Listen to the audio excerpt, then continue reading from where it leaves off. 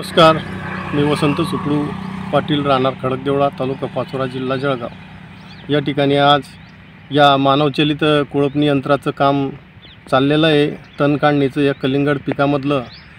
तर हे मानवचलित कोळपणी यंत्र अत्यंत लहान शेतकऱ्यालासुद्धा परवडेबल असं कोळपणी यंत्र आहे। कारण मजुराअभावी मजूर मिळत नाही, रोजंदारी वाढलेली आहे। तसेच छोट्या शेतकऱ्याला जोडी 1-1 लाखापर्यंत घेणंही परवडत नाही।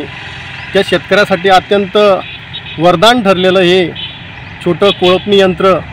ते कोळपणी यंत्राच्या माध्यमातून 1-1.5 एकर क्षेत्र सहजपणे दिवसामध्ये कोळपणी करू शकतो शेतकरी आणि आपला भरघोस नफा मिळवू शकतो। तसंच 2 पैसा वाचू शकतो। तरी असे छोटे छोटे जर शेती उपयोगी जर यंत्र शेतकऱ्याने आपल्या शेतामध्ये वापरले तर निश्चितच त्या उत्पन्नामध्ये निश्चितच भर होईल। आणि असे जर कोळपणी यंत्र असो किंवा काही पॉवर टिलर असो या शेतकऱ्याने वापरले पाहिजे आणि वेळ आणि पैशाची बचत केली पाहिजे।